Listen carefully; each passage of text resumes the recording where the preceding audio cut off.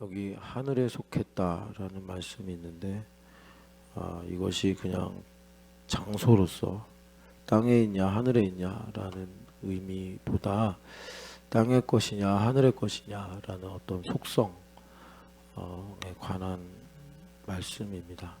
그래서 여기 하늘에 속했다. 그러니까 이제 오늘 우리가 신령한 사람, 이거를 지금 고린도 전서에서 바울 사도가 쭉 말씀하시는데, 신령한 사람은 어떤 사람이냐? 그러니까 영어로 말하면 헤븐리한 사람이다. 그래서 이거를 한글로 하늘에 속한 사람이다. 하늘에 속한 이 어떤 정체성이 하늘에 속해 있는 이런 말씀을 하고 계십니다. 그래서 도대체 하늘에 속했다는 게 뭐냐? 좀 우리가 약간 애매할 수 있죠. 그래서 여러분 성경 말씀을 교차해서 보는 게 그럴 때 참 좋은데, 그 에베소서를 보면요, 한번 읽고 올까요? 에베소서 1장 3절을 보시면 계속 제가 그 교회 왜 다니냐 이런 말로 같이 보는 말씀인데, 1장 3절 말씀 읽겠습니다. 찬송하리로다 하나님 곧 우리 주 예수 그리스도의 아버지께서 그리스도 안에서 하늘에 속한 모든 신령한 복을 우리에게 주시되. 아멘. 여기서도 보면은 이제 신령하다, 영적이다라는 말씀이 나오는데, 그 영적인 복이 뭐냐 봤더니 이게 하늘에 속해 있는 것들이다. 그리스도 예수 안에서 하늘에 속해 있는 영적인 복을 우리에게 주신다. 근데 사람이라는 게 그 속성이 땅에 속해 있다 보니까 하늘의 것을 별로 그렇게 좋아하지도 않고 또 알려고 하지도 않고, 좀 그러다 보니 이제 교회에서 아무래도 이제 미끼처럼 땅에 속한 이야기들을 많이 하죠. 우리 교회는 아직 그런 일은 없는데, 이제 고3이 생기면 좋은 대학 가야지 하면서 또 기도 모임도 하고, 이제 그런 것들이 교육지책으로 쓴 건데, 이게 사실은 또 어떻게 하다 보니까 이게 본질이 돼 버려 가지고, 그래서 많은 사람들이 교회 다니면서 그리스도 예수 안에서 땅에 속한 땅의 복을, 육적인 복을 구하더라. 그러니까 참 부작용, 후유증 이런 것들이 많이 나타나죠. 그 어제 주보에 보면은, 주보에서 제가 그 책 소개하는 중에, 전 이 책을 또 대학 때 읽었나 대학원 때 읽었나 그랬는데, 오랜만에 여러분들하고 같이 읽으려고 다시 보는데 참 신기하더라고요. 여하튼간에 여기 그 존 파이퍼 목사님이 거의 초반부에 한 얘기인데, 그 자기가 이제 기독교의 현주소를 말하려고, 그 기독교가 너무 실용주의적이 되었다 이런 말씀을 하시면서, 제가 그대로 인용한 건 아니고요, 좀 긴 내용이라서 이렇게 제가 짜집기를 했는데, 그 스리랑카에 있는 이제 어떤 10대 선교회 대표인 아지스 페르난도라는 사람의 말을 인용을 합니다. 그러니까 이 존 파이퍼 목사님이 유럽이나 미국 하면 이제 기독교 중심부잖아요. 스리랑카는 선교지고, 그리고 이제 변방에 해당되는 곳인데, 그러니까 변방에 있는 사람도 아는 걸 기독교의 구심점에 있는 사람들이 모르고 있다. 이런 이제 행간의 메시지를 담아서 말씀하시는데, 이제 이분이 그냥 편하게 예수님 믿으신 분이 아니라 가난한 사람들을 섬기고, 저는 그 사건이 언제인지 모르겠는데 스리랑카에서 5만 명이 죽는 폭동이 일어났대요. 뭐 전쟁하고 거의 비슷하죠. 그런 가운데서도 이분이 낙심하지 않고 사역을 계속했는데, 그런데 이분이 절망을 크게 했다 이런 얘기를 합니다. 그러면 사역이 너무 힘든 거냐, 생명의 위협이 있었냐 하니까, 그게 아니고 자기가 이렇게 이제 복음을 전하고 사역을 하다 보는데 새로운 풍조를 만나는데, 그게 뭐냐면 진리를 실용주의가 대체했다. 이게 이분에게 큰 절망, 그러니까 오늘 우리가 1장 3절 읽으면서 교회 왜 다니느냐, 신령한복을 받기 위해 다니는 건데, 하늘에 속한 것을. 그런데 많은 기독교인들이, 이게 제가 요즘에 보니까 그 이제 축회를 하다 보면 참 안타까운 것이, 그런 게 좀 있어요. 그런 게 안타까운 게 있는데, 그러니까 애들하고 이제 아웃리치 가고 이러면 이제 아이들의 습관이나 또 아이들의 내밀한 성향 이런 것들이 나오잖아요. 그런 거 보면서 제가 이제 이건 어쩔 수 없다 하고 생각하는 게, 이제 부모님의 교육 철학이나 방침 같은 것들하고 이제 충돌될 텐데, 뭐 그게 우리 교회에서 그렇게 큰 문제는 안 되지만 다소간에 한계들을 이제 보는 거죠. 그런데 이제 그게 뭐냐면 어쩔 수 없어요. 이게 부모님들 개인의 문제가 아니라 이게 시대 정신의 문제인데, 가령 이제 뭐 스마트폰 쓰는 것도 그렇습니다. 스마트폰.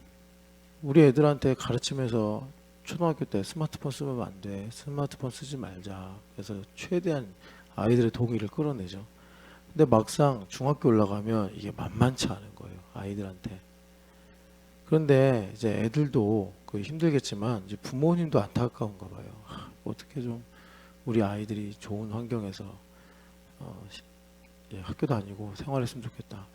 그리고 막 그 할머니, 할아버지, 친척들이 중학교 올라갔으니까 스마트폰 써야지. 막 이런 얘기도 하고, 이제 그런 것처럼 이게 개인의 문제가 아니라 그냥 시대 정신의 문제라.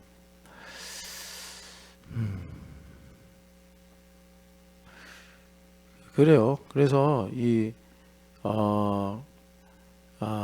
그러니까 이제 우리 아이들이 참 좋은 세상에 태어나서 과잉이죠, 과잉. 과잉. 여하튼 간에 그렇습니다. 그래서 우리의 신앙 자체도 그래요. 너무 그 기본값이라고 계속 제가 말씀드리는데, 그런 게 너무 좀 뭐라 그럴까, 그러니까 옛날에 저 어렸을 때는 이 대기 오염이 없었으니까 항상 이 공기가 맑았고 그랬는데, 어느 순간부터 이제 미세먼지, 초미세먼지가 많아가지고 뿌옇기도 하고 마스크를 꼭 써야 되고 이런 시대가 됐잖아요. 기본값이 높아졌다 이렇게 말해야 되나? 그런 것처럼 하도 이제 고육지책을 많이 써가지고 그게 만연돼서 예수님 믿는 사람들이 당연히 교회 오면 땅에 속한 육체의 복을 구하는 이런 이제 형태가 돼버려서, 사실 이런 걸로 낙심하고 이런 걸로 시험에 들면 하나님 앞에 죄송해야 되고, 그리고 이제 회개하면서 구원의 은혜를 구해야 되는데, 당당하게 왜 안 해주시오? 뭐 이런 식으로 이제 말을 하니 참 어디서부터 다시 잡아야 되는가, 이제 그런 얘기를 하고 싶었습니다. 그래서 여기 스리랑카에서 사역하는 아지스 페르난도라는 사람이 이걸 보고, 이런 현상을 보고, 이분이 5만 명이 죽는 폭동에서도 절망하지 않고 사역을 했던 분인데, 여기서 아주 큰 절망을 했다. 이 진리를 가지고 살아야 되는데 기독교가 이 실용주의적으로 바뀌어서, 여기 인용한 글에 보면은 이 아지스 페르난도가 이건 자살행위 아니냐 이렇게 말했다는 거예요. 그러니까 스리랑카의 기독교가 얼마나 역사가 깊겠으며 그들의 삶에 얼마나 기독교가 스며들었겠습니까? 그러니까 이분이 오히려 이 장점이라고 할 수 있는 게, 기독교가 아주 천연색으로 드러나겠죠. 유럽이나 미국은 그냥, 여러분 이거 참 안부라잔 이거 들어야 되는데, 안부라잔 요즘에 지저스 그러더라고요. 어디서 못돼 먹은 걸 배워가지고. 그 약간 비속어잖아요, 영화 보면. 그죠? 그거 쓰면 안 되는데 얘가 그걸 어디서 배웠는지 모르겠어요. 연구실에서 배웠나. 그 등산할 때도 지저스 그러더라고요. 그래서 제가, 너 그거 주님께 기도하는 거야, 너 그거 이렇게 뭐라 그래야 돼, 의성어라고 그래야 돼요. 하여튼 그런 비속어로 하는 거야. 그랬더니 씨 웃더라고요. 농담하는 줄 알았나 봐요. 그래서 한번 이제 스페인 갔다 오면 혼내야 되겠는데, 하여튼 간에 그들은 그 비속어까지도 예수님의 이름이 들어갈 만큼 기독교가 이렇게 많이 퍼져 있죠. 그러니까 물인지 세상 말로 이게 술인지 모르게 사는 건데, 스리랑카에서는 이제 항상 신앙에 도전이 있으니까 이런 영적인 감각이 있었다는 것입니다. 그래서 우리가 하늘에 속한다, 헤븐리하게 산다 이렇게 말할 수 있는데, 참 한국도 예수님 기독교 들어온 지 얼마 안 됐는데 우리나라는 뭐든지 너무 빨라요. 그죠? 노령화도 빠르고 뭐 유행도 빠르고, 그러니까 다국적 기업들이 베타 버전으로 활용하는 시장이 한국 시장이잖아요. 한국에 먹히면 다른 나라에서도 이게 팔리겠구나. 반응이 빨라가지고, 그래가지고 이것도 빨라요. 그냥 뭐라 그럴까, 그 이제 기독교 들어온 지 한 150년 개신교 기준으로 보면, 그런데도 참 이 서구의 세속화를 금세 따라가서 예수님 믿는 사람들이, 아니 내가 예수님을 닮지 않고 기도를 안 하고 성경 안 읽는 것고 낙심하고 목사님한테, 목사님 목회 문제 있는 거 아닙니까? 제가 이렇게 그 성경도 안 읽고 기도를 안 하는 거 보면 이거 목사님 목회에 뭔가 문제가 있는 거 아닙니까? 이래야 되는데, 아니 그 사업이 안 되는 거 보면 목사님 뭐 목회에 문제가 있는 거 아닙니까? 뭐 이렇게 얘기하는 사람도 없는데 이런 거죠. 아이고 사업 갖고 목사님한테 물어봐야 소용없어. 뭐 이런 식의 생각과 마음을 갖는 거죠. 여하튼 간에 그래서 참 우리가 신령한 사람, 이 고린도전서의 주제인데, 이 신령한 사람이 되려면 이 하늘에 속했다라는 것을 우리가 이해를 해야 되는데, 참 그것도 우리한테 참 어려운 말이 돼버렸어요. 여하튼 간에 그래서 이 하늘에 속한 이의 형상을 입는다, 이거를 여기서 이제 접점으로 부활신앙을 바울 사도가 역설하고 계시는 것입니다. 부활신앙. 그래서 우리가 이제 이번 주간에 이 소속의 문제, 이 신령한 사람으로 살아가는 이 내용을 가지고 부활신앙을 집중하려고 하는데, 이 15장 전체가 이 부활신앙에 관해서 말씀하는데요. 먼저 15장 1절로 가면 이 복음에 대해서 바울 사도가 말씀하십니다. 그래서 형제들아 내가 너희에게 전한 복음을 너희에게 알게 하노니, 그래요. 그러니까 복음을 다시 한번 정리해 주시는데, 로마서에서도 복음을 말씀하시죠. 복음은 우리 주 예수 그리스도라 이렇게 말씀하세요. 갈라디아서에서의 복음은 내가 죽고 예수님 사시는 십자가의 도가 복음이다. 여기서는 복음이 부활신앙이다. 그런데 이 부활신앙이 여러분 그냥 잘 모를 수 있잖아요. 우리가 그냥 부활 하니까. 근데 부활은 따로 언급을 안 해도 죽음이 전제된 말씀이에요. 그러니까 우리가 부활도 조금 낯설 수 있어요. 그냥 부활절, 그냥 부활, 예수님 다시 사셨다, 그냥 교리적으로 이해할 수 있는데, 우리가 부활을 믿는다라는 것은 어떻게 보면 내가 죽는 걸 믿는다, 이걸 포함하고 있는 거예요. 내가 죽어야지 부활되니까. 그래서 바울 사도가 여기서 부활신앙을 말씀하시는데, 부활신앙을 말씀하시는 이 관점이 복음이더라라는 겁니다. 그래서 이 복음을 잘 믿으면 너희가 흔들리지 않고 방황하지 않고 굳게 서서 구원을 완성할 수 있다. 2절에 이렇게 말씀하세요. 그럼 부활신앙이 뭐냐?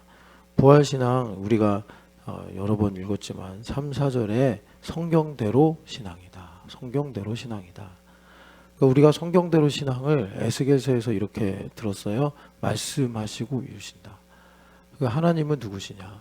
하나님은 누구시냐? 우리가 어떻게 하나님을 한마디로 말할 수 있겠어요? 그러니까 성경에서 여러 모양, 여러 사건, 여러 말씀으로 하나님을 우리에게 보여주시는데, 그 중에 대표적인 것이 성전이란 말입니다. 성전. 그래서 계시록에 가니까 하나님과 그 어린 양이 성전이시다 이렇게 말씀을 해요. 에스겔서는 성전으로 그 하나님을 우리에게 계시하고 있는데, 그 성전을 스테이트먼트 하나로 딱 말하면 말씀하시고 이루신다 이것입니다. 전능하신 하나님이에요. 창세기 1장의 말씀처럼 하나님 말씀하시니 그대로 되었더라 그래요. 그래서 우리가 이 부활신앙을 믿는다. 이 부활을 믿는다는 거는 물론 이제 표면적으로는 죽으시고 장사한 지 사흘 만에 다시 살아나셨다 이것을 믿는 건데, 그게 왜 그렇게 중요하냐? 말씀이 이루어졌기 때문에 중요하다라는 것입니다. 말씀이 이루어졌기 때문에. 그래서 우리가 부활신앙을 믿는다라는 것은 영적인 안목이 열려서 내가 살아가는 모든 일들, 뭐 현상이라든가 또 내면이라든가 이런 것들을 다 내가 성경 말씀을 가지고 본다. 그래서 다윗 왕이 쓴 시 중에 유명한 시가 40편인데 이 40편 말씀을 히브리서에서도 인용을 하시죠. 40편에 무슨 말씀이냐면 나에 관한 것이 두루마리에 기록되어 있나이다. 여기 두루마리는 성경 말씀이란 말이죠. 그러니까 예수님의 인생을 가리키기도 하면서 예수님과 하나가 된 우리의 인생, 뭐 수만 명, 수억 명의 인생이겠지만 놀랍게도 전능하신 하나님의 말씀은 그분들의 모든 삶을 이 말씀으로 붙잡고 계신다. 그래서 우리가 부활 신앙을 가져야 이 나의 삶을 성경대로 하나님 말씀대로 믿고 보고 살아갈 수 있다라는 것입니다. 부활 신앙. 그래서 참 이것이 참 어렵게 느껴지죠. 지금 제가 쭉 말씀드렸지만 우리 교회는 이 말씀을 받아들임과 동시에 여러분 제가 뭐 차별해서 우리 교회가 좋다 이 얘기를 말하려고 하는 게 아니라 저도 가끔씩 이제 다른 데 가서 설교를 하는데 지금 방금 말씀드린 부활신앙과 성경대로 이거 말 못합니다. 말하면요 사람들이 표정이 벌써 어려워 무슨 말이야 뭐 이렇게 이제 들어가요. 그러니까 뭐 좀 몇 시간 이렇게 나에게 시간을 주면은 제가 쭉쭉쭉 풀어서 어떻게든 전하려면 하겠지만 참 그러면서 하나님께 감사하는 게 우리 교회는 어떻게 보면 이 말씀의 기본값이 높구나 이런 것도 좋은 기본값인데 그런데 여러분도 아실 거예요. 이거 어려운 말씀이다. 왜? 당장 이 성경대로 이제 내가 내 인생을 보려고 그러면 여러분 히브리서에 나오잖아요. 말씀은 살아있고 운동력이 있어서 좌우에 나선 어떤 예리한 검보다도 이제 예리해서 우리 영과 혼과 관절 골수를 찔러 쪼겠다 그래요. 그래서 어제 밤에 어떤 분이 문자를 보냈는데 이 무의식과 그리고 우리가 가지고 있는 기본값 영의 차원을 제가 기본값이라고 한 건데 이 사이에 이렇게 골이 있는데 이게 뭐냐면 그러니까 이제 영과 혼의 관계입니다. 그래서 그 기본값이 죄인이다 하는 것은 에베소서 말씀대로 내가 허물가지로 죽어서 하나님과 단절돼 가지고 하나님을 알되 하나님을 영화롭게 대하지 아니하고 감사하지도 아니하는 상태.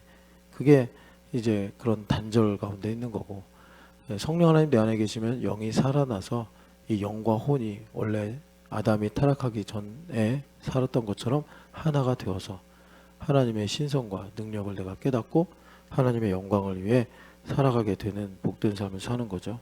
이게 왜 어려우냐면 이해가 사실 어려운 게 아니고 이 성경대로가 말씀이 그러니까 나를 찔러 쪼개서 파고 들어간단 말이에요. 그렇게 되면 여러분 좀 약간 구름 잡는 얘기 같을지라도 한번 잘 들어보세요. 절대 구름 잡는 얘기 아니에요. 무슨 말이냐면 우리는요 본능적으로 안정을 추구하잖아요. 혼란스러운 거 좋아하는 사람 없잖아요. 안정적인 거. 악한 사람도 자기가 만든 원칙과 그 질서 가운데서 살기를 원한다고. 그런데 하나님 말씀이 영과 혼을 찔러 쪼개면 이게 혼돈이 일어나는 거예요. 내가 맞다고 생각하는 게 무너지고 내가 튼튼하다고 생각하는 게 그러니까 이제 반석과 같다 해가지고 이렇게 발을 디디고 있으면 안전하겠지 그랬는데 갑자기 그게 물과 같이 그냥 꿀렁꿀렁 하기 시작하는 거예요. 그럼 얼마나 불안하겠어요. 막 흔들흔들거리고 막 이러니까 이제 말씀을 믿으면 물론 복도 받고 하나님 은혜도 주시고 또 나에게 좋은 거 많이 주시죠. 그런데 그 모든 과정 속에 내가 안정적으로 생각했던 거 예를 들어서 이건 나의 소망이야 라고 생각한 게 절망으로 바뀌고 의야 라고 생각했던 게 이제 불의로 바뀌고 믿음이야 라고 내가 찰떡같이 믿고 살았던 게 아니 갑자기 그냥 싹 사라져버려서 내가 뭘 믿고 살았나 막 이런 혼돈이 일어난다고요. 그래서 성경대로가 어렵다. 여러분들에게 성령 하나님께서 이제 믿음을 주세요. 믿음을 주시면 이제 우리가 이 말씀을 듣고 아멘 한단 말이에요. 아멘 성경대로 살아야지 부활신앙 주세요. 그런데 부활신앙을 주시려고 이제 하나님께서 일을 하시기 시작하면 아니 그동안 내가 안정적으로 살던 것들이 이상하게 불안해지고 혼란스러워지고 이런 일들이 온단 말이에요. 이 성경에 많은 케이스로 말씀하십니다.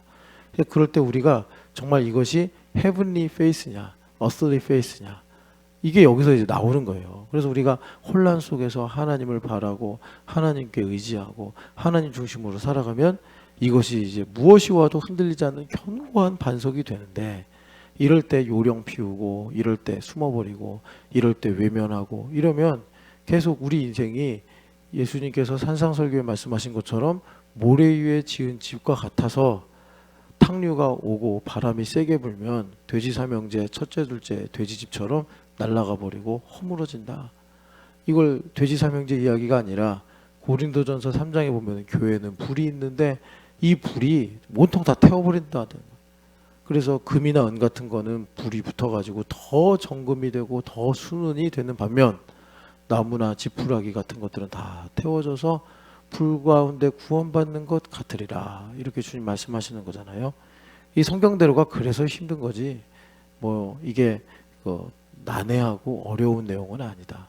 그런데 여러분 힘들다고 말하지만 여러분 그냥 애초에 그냥 아유 난 예수님밖에 없다 그러면 또 쉬워요. 근데 예수님 말고 난 이것도 하고 싶고 난 이걸 꼭 해야지 뭔가 행복할 것 같고 그래버리면 그게 타는데 그건 사실 내 것이 아니거든요. 그런데 마치 내 것처럼 애착을 가지니까 내가 타는 것 같은 거예요. 그래가지고 막 화도 내고 뭐 대들기도 하고 그런데 차라리 그게 좀 순수하고 좋은 것 같아. 이게 이제는 좀 더 요령들이 생겨가지고 이런 것들을 잘 감추고 괜찮았냐고 물어보면 좋은 말로 잘 하고 있다 뭐 이런 식으로 아하스 왕한테 그 히스기야 아니지 이사야가 가가지고 지금 저기 르신과 르말라야가 쳐들어오고 있으니 당신 하나님께 기도하고 징조를 구하시오. 그랬더니 아하스 왕이 이 골치 아픈 선지자 또 왔네 이러면서 뭐라 그래요? 나는 하나님을 시험하지 않겠나이다. 그랬더니 하나님께서 막 이 화가 나셔가지고 고구마 때문에 숨이 막히셔가지고 하시는 말씀이 다윗의 집이여 너희가 사람만 괴롭히는 게 아니라 이제 하나님도 괴롭히려고 하느냐. 그러면서 이제 위대한 말씀이 나오죠. 내가 친히 너희에게 징조를 보이리니 여자가 잉타하여 아들을 낳을 것이요 그 이름을 임마누엘이라 하리라. 이렇게 말씀하시는 거예요. 그래서 그 당시 임마누엘의 예언이 뭐로 온지 아세요? 르신과 르말라야가 아니라 이제 8장 가면은 무슨 얘기가 나오냐면 아수르가 올 거다. 이 얘기를 하세요. 하나님께서 아수르가 올 거다. 그래서 히스기야 왕한테 진짜 아수르가 오잖아요. 그게 임마누엘이라니까요. 하나님은 절대로 자기의 뜻을 굽히지 않으십니다. 여러분 그렇게 성경 말씀 붙잡고 신령한 복으로 이 땅에서 살아가시기를 축복합니다. 자, 그래서 예수님께서 성경대로 죽으시고 성경대로 다시 살아나셨다. 이렇게 말씀하시면서 이제 예수님의 부활의 증인들이 베드로도 있고 야고보도 있고 심지어 다메섹 도상에서 예수님을 만난 나 바울도 있다 말씀하시는 거죠.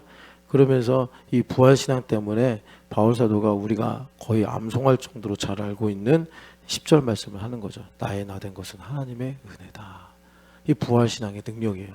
그러니까 부활신앙이 아니면 그러니까 내가 죽고 예수님 사셔야 되는데 내가 안 죽어 시퍼렇게 살아있어요. 그런 상태에서 나의 나 된 것은 은혜가 아니에요. 나의 나 된 것은 불행도 있고 눈물도 있고 억하심정도 있고 이렇게 되는 거예요.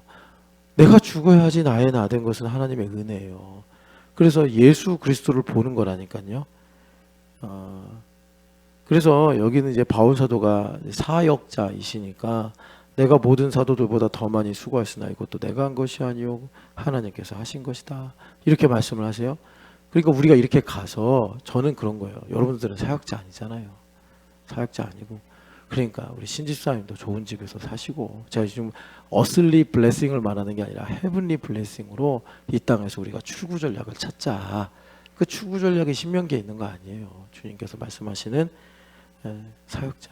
김 목사님하고 나하고는 좋은 집에서 살면 안 돼.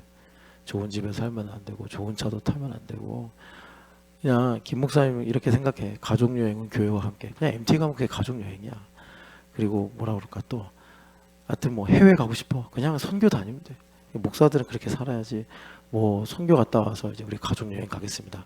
타락하기 쉬워요. 그래서 그냥 목사들 빼고 여러분들은 좋은 데 잘 다니시고 좋은 집에 사시고 가끔 초대해서 맛있는 거 사주시고 그러면 됩니다. 그래서 우리가 그렇게 참 주님을 더욱 사랑하는 삶을 이제 누리게 되는 거예요. 그래서 이제 지금 부활신앙 제가 쭉 바울 사도가 말씀하신 이 서사를 따라서 말씀드리고 있는 겁니다. 그래서 12절에 보면은 이거 어제 우리가 이 질문을 우리에게 적용을 해봤죠. 그러니까 지금 고린도 교회 사람들이 부활이 어디 있어? 뭐 이런 질문들을 하고 있다 이 말이에요. 오늘 우리식으로 바꾸면 부활이 어디 있어? 이런 말 하는 사람은 없어요. 한국 교회 안에 아무리 진보적이어도 그런 사람 없어요. 뭐 부활절날 다 계란 먹고 부활절날 다 부활 찬양하고 그럴 거예요. 그런데 문제는 뭐냐면 우리 시대 우리의 문제는 뭐냐면 똑같은 본질은 똑같아요. 부활을 아는데 부활이 없다? 혹은 부활을 안 믿는다? 이게 우리 맹점이에요. 부활 잘 알아요. 뭐 유튜브 부활 검색해봐요. 부활 설교도 많지. 부활책 아이고 뭐 여러분 우리가 안 읽으니까 모르는 거지 뭐 없진 않아요. 엄청 많아요. 그런데 우리 맹점은 뭐냐면 오히려 이 시대보다 우리 무식했던 할아버지 할머니들보다 부활에 가난해. 부활에 가난해. 그래가지고 참 우리가 이 어찌하여 죽은 자 가운데 부활이 없다 하느냐. 오늘 우리식으로 바꾸면 어찌하여 너희들은 부활을 안다고 하면서 믿지를 않느냐. 이제 이렇게 바뀌는 거예요. 그러면서 여기 쭉 보면 이제 그리스도의 부활을 증거하시면서 우리에게 부활이 없으면 잘 아시는 말씀인데 19절의 말씀처럼 부활이 없으면 우리가 하는 거 아무 소용없어. 이 말씀하는 겁니다. 교회 다니고 헌금 생활하고 봉사하고 아무 소용없어. 그러니까 부활신앙 여러분 다른 거 다 떼줘도 부활은 여러분 절대 잃어버리면 안 됩니다. 부활신앙만 가지고 있으면 우리가 승리할 수 있다. 그래서 이제 점점 그러면 이제 부활이 뭐냐 이제 이쪽으로 가는데 그 다음 맥락이 20부터 28절 말씀인데 여기서 이제 중요한 거는 여러분들이 나중에 집에 가서 이제 한번 쭉 읽어보세요. 15장 말씀. 그런데 여기 20절부터 28절은 뭐냐면 우리가 이제 부활 신앙이 있어야 하나님께서 만물 통치를 하신다 이겁니다. 그러니까 부활 신앙은 하나님께서 사실은 이제 하나님의 나라가 이 땅에 임하게 하시는 것이고 그리고 하나님 나라가 이 땅에 임한다는 건 회복이 된다는 거예요. 그러니까 여러분들이 그 하나님이냐 돈이냐 아직도 이 책을 안 읽고 있는 인간들이 있을 거다 생각을 하고 있는데 뭐 어떡해요. 자기가 안 읽는 걸 돈 하면서 왜 안 읽는지 모르겠어요. 근데 뭐 성경도 안 읽는데 뭐 책은 어떻게 읽겠어요. 그래서 제가 뭐 대단한 뭐 학자는 아니지만 아니 여러분들이 그 책 읽으면 궁금할 수 있는 게 많거든요. 왜냐면 그거는 정말 그 물질이라는 것이 얼마나 그 범위가 넓어요. 그죠? 더구나 그 자크 헬루 선생님이 그 책을 쓸 때는 컴퓨터도 흔하지 않은 시대였단 말이에요. 지금에 비하면 훨씬 단순해. 그런데도 자크 헬루 선생님이 돌아가는 걸 보니까 이분이 이제 2차 세계대전에서 레지스탕트로도 일을 하고 했던 분이라 세상이 점점 복잡해져 가는 거예요. 그래서 내가 이 글을 써야겠다 해서 쓰셨는데 지금은 뭐 그거의 한 1000배로 복잡해졌잖아요. 세상이 빠르고 정보도 많아지고. 그런데 이제 그 책이 그 정수를 품고 있단 말이에요. 그래서 여러분들이 그걸 쫙 보면서 세상이 아무리 복잡해져도 여러분 본질은 안 바뀌잖아요.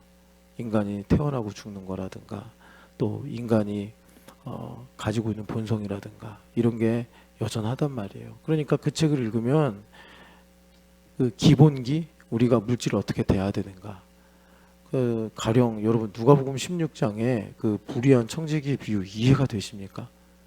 그거 여러분 한번 그냥 주마간산으로 보지 마시고 한번 이게 딱 단어 하나하나 보세요. 그러면 이해가 안 돼요. 막 충돌이 빵빵빵빵 일어나요. 막 구절마다. 그런데 여러분 그런 말씀을 보시면서 속편하게 사시면 안 된다고. 성경이 어려운 거겠어요? 내가 무지한 거겠어요? 내가 무지한 거죠. 내가 하나님으로부터 멀리 있는 거죠. 그러면 그 성경 보면서 도대체 왜 예수님은 거짓말하고 문서를 위조하는 청지기를 지혜롭다고 하셨을까? 이상한 거 아니에요? 여러분 만약에 예수님께서 마태복음에 포도원 농부들의 비유를 하시면서 이 농부들이 그 주인이 보낸 일꾼을 죽이고 나중에 아들까지 죽였는데 이들이 잘하였다. 그러면 여러분 머리가 터져야 된다고. 아니 이런 나쁜 놈들을 왜 예수님은 비유 끝에서 훌륭하다고 하시는 거야? 근데 그 비유는 실제로 그러지 않고 포도원을 다른 농부들에게 줄 것이다 이렇게 끝나니까 우리가 이해가 쉽잖아요. 아 그래 그렇지 하나님은 공의로우시지.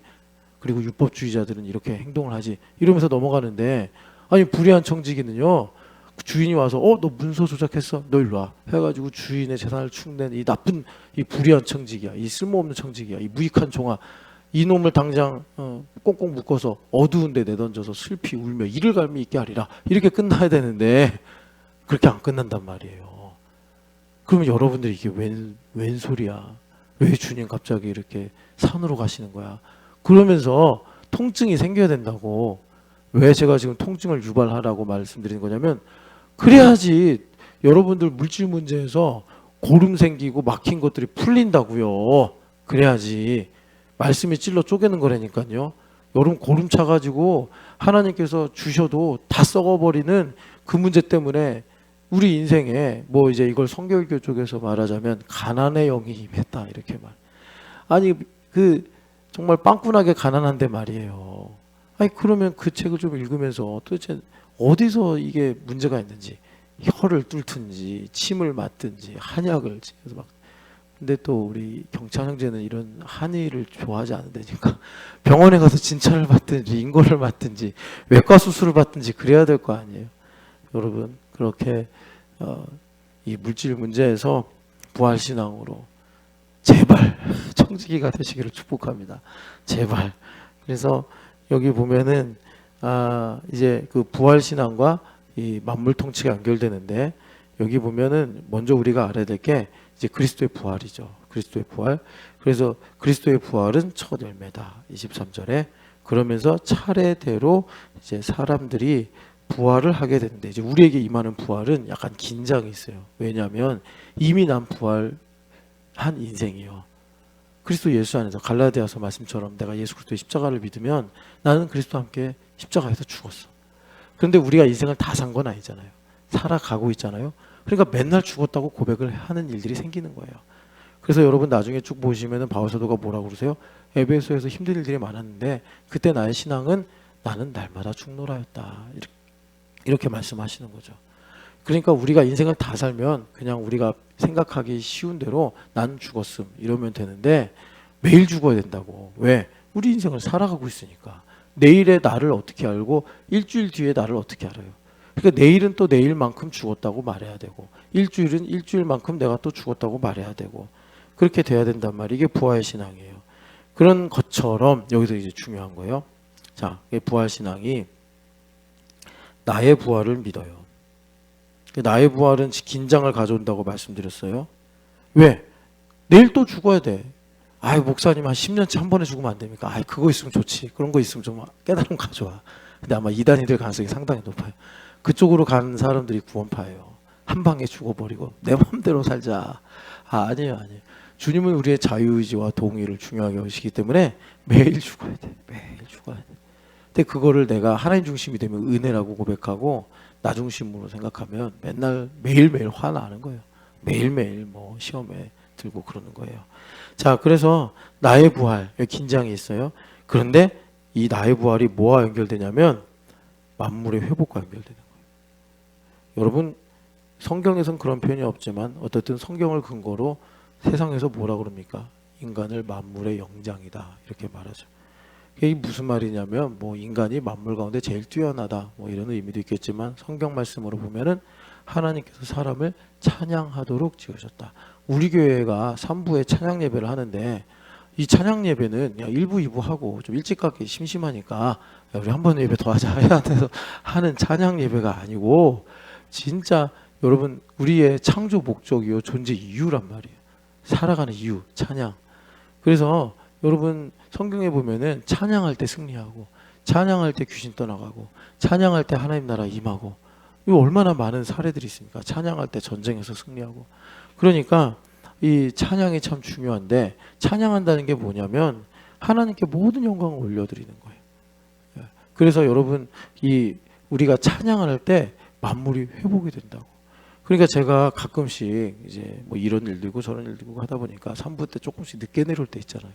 근데 그때 참 이러면 좀 서둘러 내려가야지 하면서도 들어오면서 보면은 아 이렇구나. 전 맨날 요 앞에서 예배하니까 뒤를 못 보잖아요. 이러고 있는 사람 다양하더라고. 그렇지, 교회는 병원이지. 그래서 환자들이 많구나. 그러고 막 어떤 분은 손 들고 찬양하는데 이러고 있는 사람들. 여러분들은 그러니까 자기 얼굴, 제가 이 전면을 거울로 바꾸고 싶은 게 그대들도 자신들의 얼굴을 보면서 예배했으면 좋겠다.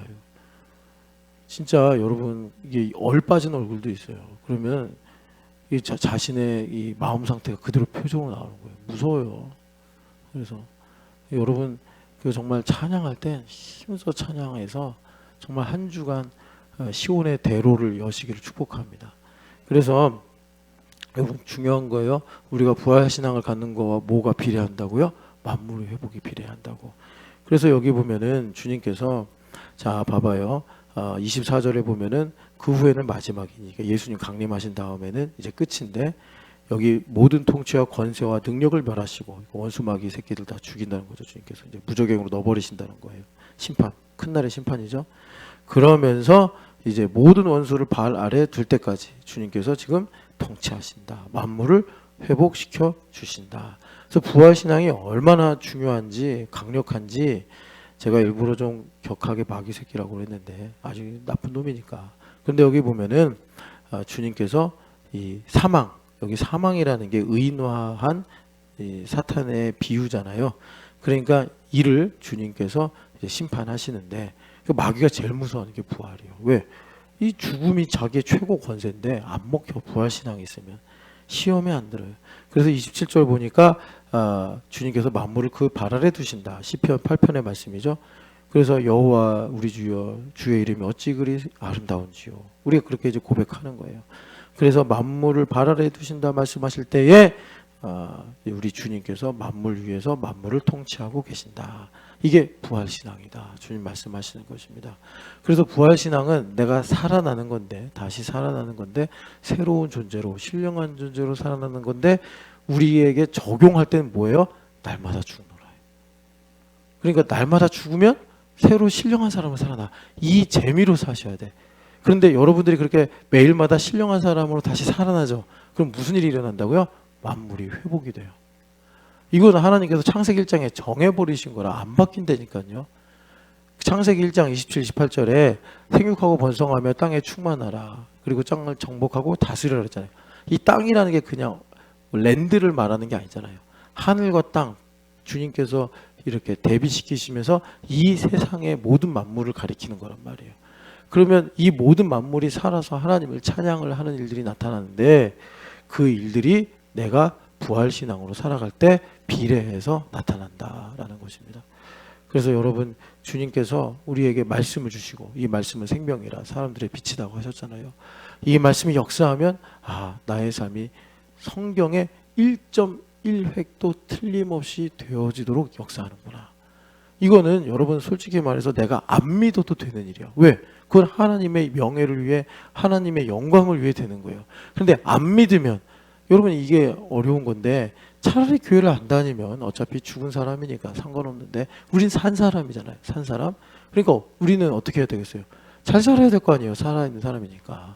그러니까 우리가 돌아보면서 하나님은 참 선하시고 인자하셨습니다. 이렇게 말을 해야 되는데 야곱이 믿음이 없어서가 아니라 돌아보니까 회한이 사무치는 거예요. 회한이 사무치는 거예요. 그럴 만도 하잖아요. 야곱 인생 우리가 생각해 보면. 그러니까 뭐라 그래요? 130살이 됐는데 이 세월이 험악했습니다. 그런 거예요. 여러분 우리가 말씀 믿고 사는 것이 안식이요. 또 하나님께서 우리에게 주시는 이 복된 삶인 줄을 여러분 믿으시기를 축복합니다.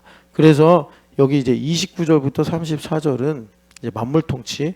그래서 28절은 만물을 자기에게 복종하게 하신 이에게 복종하게 되리니. 그러니까 만물이 이제 통치를 받는 거예요. 왜냐하면 하나님께서 만유의 주로서 만유 안에 계시려 하심이라. 영광을 받으신다. 그래서 부활신앙은 만물 통치와 직접 연결된다. 근데 우리 시대 정신을 우리가 그대로 본받아 버리면 부활신앙이 아니라 실용신앙으로 가버린다. 실용주의로. 부활신앙으로 가야 된다는 거예요. 그래서 여러분 이제 혹시라도 또 말씀드리지만 부활신앙은 어떻게 얻어요? 기름 부음으로 얻어요. 기름 부음으로. 어디 뭐 다른 데 가서 얻는 게 아니라, 여러분 기도원엔 기름 부음 없어요. 산에도 기름 부음 없어요. 기름 부음은 그리스도가 머리가 되신 데에만 있어요. 그래서 교회 안에만 기름 부음이 있어요. 아무리 이스라엘 사람들이 뭐 크게 화려하게 어떤 건물을 짓고 여기가 예루살렘 성전보다 훌륭하니 하나님 기름 부어주세요. 그게 아하스가 그런 거예요. 아하스가 저기 아수르 여행 갔다가 웜에 여기 다메섹에 이 신전 왜 이렇게 웅장해? 그래가지고 거기는 신전 본 따서 제단 만들고 그랬잖아요. 아니에요, 여러분. 그렇게 해서 기름 부음이 임하는 게 아니라, 내가 초가삼간에 있더라도 거친 들이나 높은 산이나 궁궐이나 초막이나 교회, 주님과 함께 있는 곳에 여러분 기름 부음이 있어요. 그 기름 부음이 있어야지. 우리 예수님은 어떤 분이에요? 여러분 로마서에도 말하잖아요. 성결의 영으로는 죽은 자 가운데 다시 살리셔서 하나님의 아들로 선포되셨느니라. 그래서 우리가 교회가 될 때 그리스도로부터 기름 부음이 임하여 부활 신앙을 갖는 거예요. 부활 신앙. 자, 그래서 29절에 보면은 여기 좀 여러분 어렵죠. 29절. 왜냐하면 죽은 자들이 도무지 다시 살아나지 못하면 죽은 자들을 위하여 세례받는 자들이 무엇을 하겠냐. 아니, 목사님, 죽은 우리 조상님들도 내가 세례받으면 다시 예수님 믿고 천국 갈 수 있는 겁니까? 이렇게 여러분들이 오해하실까봐 제가 좀 말씀을 드리는데, 그러니까 여러분 우리나라에도 이제 기독교가 들어왔고 유교가 워낙 전통 뿌리가 깊으니까 추도 예배라는 걸 하죠. 사실 예배의 이 목적, 예배의 주제는 오직 하나님만 되셔야 되는데, 이 한국 사람들이 예수님 믿었는데 기일만 되면 아버지 생각나고 어머니 생각나고, 그러니까 위로가 필요한 거예요. 그래서 우리 목사님들이 추도 예배를 만들어서, 원래는 뭐 교회 전통이나 이런 거에는 없는 건데 한국의 문화 때문에 만든 거예요. 그런 것처럼 이 고린도에 어떤 이제 문화가 있었냐면, 그러니까 문화 때문이라기보다는 이제 부활 신앙이 워낙 강해서 이렇게 된 건데, 예수님 믿었는데 세례를 못 받고 죽은 사람들이 있네. 그러니까 이분들이 그러면 우리 할아버지가 예수님 돌아가시기 전에 영접은 했는데 세례는 못 받았어요. 목사님, 우리 할아버지 구원 받았을까요? 그 구원 받지. 세례 받는다고 구원 받는 게 아니야. 그랬는데도 이분들이 왠지 세례를 받아야 될 것 같은데, 뭐 이렇게 생각을 하니까 이제 목사님들이 목회적인 하나의 방침으로 이제 죽은 자들을 위한 세례를 만들었다. 보통 학자들이 그렇게 해석을 하는 게 이제 메인스트림이에요. 그리고 나머지 좀 약간 더 복잡하게 해석하시는 분들이 있는데, 제가 볼 때는 메인스트림으로 가는 게 제일 좋은 것 같아요. 그래가지고 여기 보면 죽은 자들을 위한 세례가 뭐냐? 예수님은 영접했는데 워낙 핍박이 심했거나 아니면 상황이 어려워서 세례를 못 받은 분들을 위해서 이분들을 이제 일종의 뭐 자손들이나 성도들이 세례를 받는 거죠. 근데 그것까지 허용을 한 거예요, 진리가. 그래서 바울 사도가 너희들 그렇게 세례 받지 않냐? 그 부활을 믿으니까 그렇게 하는 거 아니냐라고 이제 말씀을 하시는 것이고, 그리고 또 이제 30절 부활 신앙의 하나의 표현인데, 여러 가지 이제 예수님을 위해서 자천할 때 왜 그러겠냐? 우리가 부활을 믿기 때문이 아니겠냐? 그러면서 이제 바울 사도가 자기 자신의 이야기로 돌아와서, 나도 에베소에서 지금 사역하고 있는 나도 사자랑 싸우고 있는데, 근데 내가 이 사자랑 싸우면서 어떻게 이기는지 아냐? 혈과 육의 방법으로 이기는 것이 아니라 하나님의 능력, 부활 신앙으로 이기고 있다. 그래서 나의 모토는 날마다 죽노라이다. 이러면서 이제 부활 신앙에 대해서 말씀하시고, 이 34절 참 이 말씀도 중요한데, 여기 32절부터 33, 34절 이게 무슨 말입니까? 여러분 우리 시대에 풍조가 있잖아요. 그러니까 이 시대의 풍조에 우리가 오염되지 않고 살려면 부활 신앙이 있어야 된다, 이겁니다. 그래서 여하튼 간에 여러분 이렇게 바울 사도가 29절부터 34절까지는 부활 신앙의 실제적인 사례에 대해서 말씀하시고, 35절부터는 본격적으로 그러면 부활이 뭐냐 라고 말씀하시는데, 이 35절부터 어제 우리가 44절 상반절까지가 이제 그 부활에 관한 구체적인 바울 사도의 말씀인데, 한마디로 요약하면 이겁니다. 부활 신앙으로 사는 사람들은 심고 거두는 인생을 산다, 이겁니다. 심고 거두는 인생을 산다. 그러니까 신령한 사람은 어떻게 살아요? 열심히 성실히 잘 사는 게 아니라 어떻게 해요? 심고 거두는 삶을 산다. 그러니까 우리 하나님께서 그렇게 자연 만물에 심고 거두는 이치를 여러 모양으로 우리에게 보여주신 거예요. 여러 모양으로. 여러분 심고 거두는 것이 가장 강력합니다. 그런데 여러분 이제 신고 거둔다 할 때 지혜로워야 돼요. 가을에 신고 한국에 살면서 봄에 거두려고 그러면 이게 벼농사가 되겠습니까? 지금 제가 지난주에 지리산 갔다 왔는데 지리산 정말 전라도는 축복받은 땅이에요. 워낙 물이 많고 땅이 비옥하니까 그냥 열매들이 많이 주렁주렁. 상주 같은데, 아니 상주가 아니라 저 중산리 같은데 가면 감나무가 가로수예요, 가로수. 막 따먹어도 돼. 제주도 가면 귤나무 있는 것처럼 감이 그냥 주렁주렁. 그래서 제가 예전에 전라도 여행 갔다가 충격받은 게 감김치가 있더라고. 아니 도대체 감이 얼마나 먹고 남으면 김치까지 만들어. 진짜 맛있어요. 남원에 가면 감김치가 있더라고. 딴 지방에도 있는지 모르겠는데 희한한 요리들을 많이 합니다. 제가 거기 가다가 어디 쉼터에서 전을 하나 먹었는데 민물새우 부침이 있더라고.